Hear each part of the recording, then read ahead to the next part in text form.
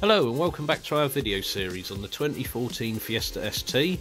In today's video I'm doing a very simple job of changing the cabin filter, and given that it hasn't been changed in 5 years or more, I thought it would be a good idea to change it prior to giving the footwells a vacuum, as I expect there'll be a lot of crud falling out of it on removal. The filter I'm using is a Borg & Beck part number BFC 1018. Additionally, I'm also looking to replace my worn out Gearknob with a new cover cap with genuine Ford item part number 1793439. I did try and find a complete Gearknob, as the surrounding leather on mine is also worn out, but was unable to. However, given how badly scratched up this one is, even the cap would be a vast improvement. So let's get started with the cabin filter. It's a plain panel, not one of those charcoal infused ones. Don't forget to make a note of the airflow directional arrows. This will fit in this way, as the air comes in from the front of you, and you can always tell for sure when you remove the old filter, as the dirtier side is where the air flows from.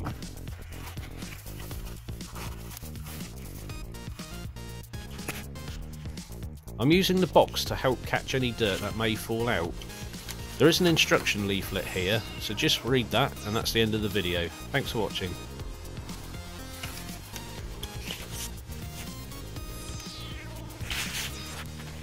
There's only one plastic screw securing this centre console side cover. The rest of it is held in with clips that are pulled away, so I'll undo this with a Phillips.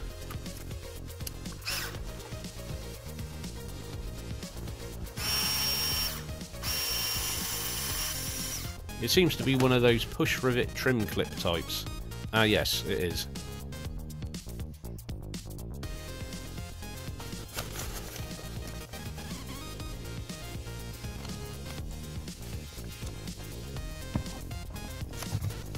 Now with some gentle force, pull the panel off. It's in quite tightly on the left hand side here, so I'm just going to need both hands for a sec. The clips mostly pull directly backwards, but you do need to simultaneously move it slightly to the right to clear that edge that tucks under the main body of the centre console. They're metal clips going into a plastic body, so you do have to use a bit of force while being careful not to snap anything.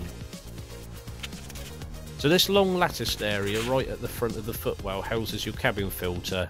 It's secured by two Torx 20 screws, one at the bottom and then one offset to the middle front, and I imagine the top cover is just held in with a clip.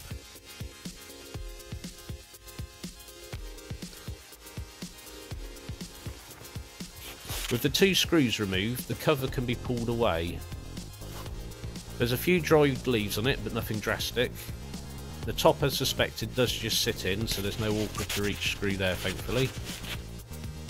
Now let's pull out the old filter and see what kind of state it's in. Well, it's certainly very dirty, but it's nowhere near as filthy and as clogged as I thought it was going to be. If you've seen the filter change I did on the Civic a while back, that was considerably worse. It's a bit of a shame, as I was hoping this would take out the source of an occasional Fausty smell I notice in the car whenever the HVAC system is on.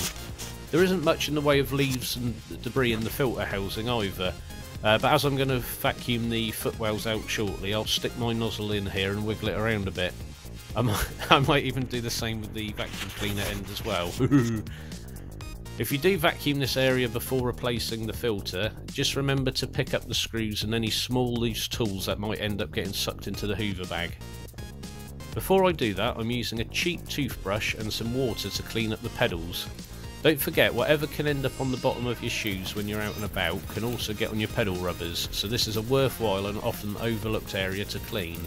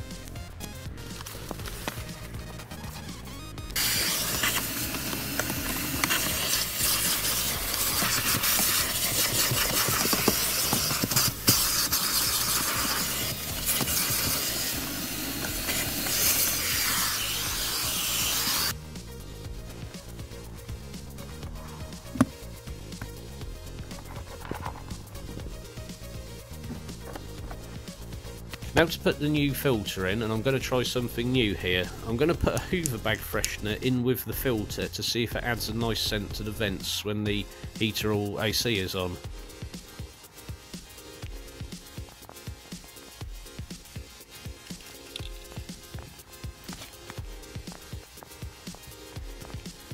A quick double check of the airflow arrows and it's time to fit. Notice I'm just holding the freshener in one of the filter ribs to get it in. Now that it's pushed all the way home, the cover can be replaced like so. Remember to tuck the top part in first, as there's no screw to secure it, unlike the middle and the bottom where they can be refitted.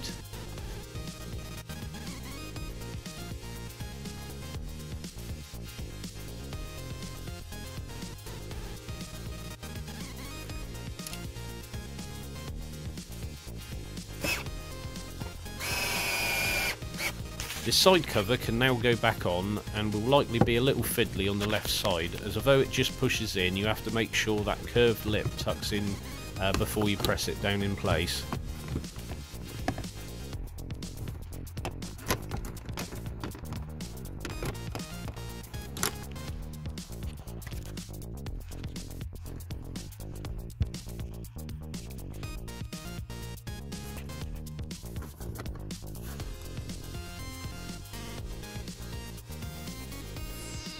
Once in position, the push rivet can go back in to hold it.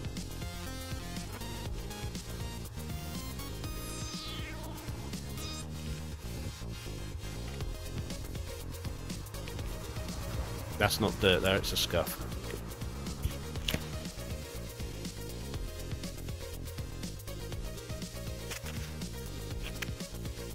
Time to fit the new Gearknob cap.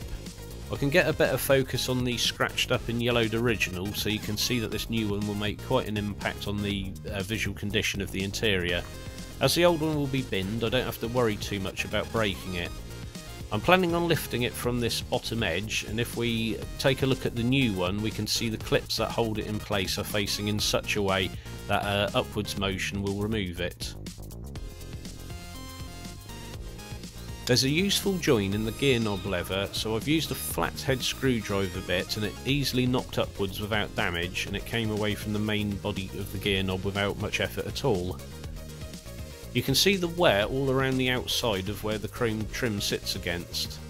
Whatever wore out this cap has done the same to this, and it would be better to replace the whole thing, but this will still be a vast improvement.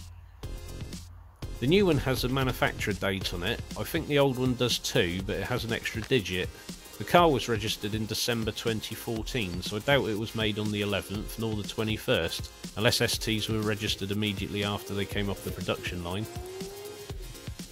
I am of course giving the knob a good wipe down. If the last owner didn't bother with things like basic servicing, I doubt he bothered much with basic hygiene either. The new cap just clicks into place nicely, and just make sure it's seated all the way around. I'm not sure how different it looks on camera, but in person it looks so much better. Not only without the worn silver, but the red is much more vibrant too.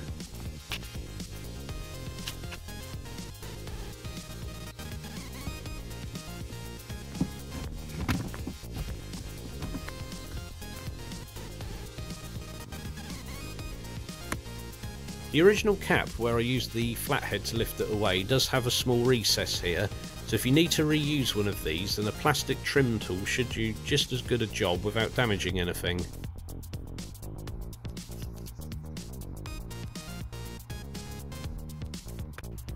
And we're now done. Let's take another look at my shiny pedals and my smooth knob, and I hope you've found the cabin filter change useful. If so, please like the video and subscribe if you're not already, and thanks very much for watching.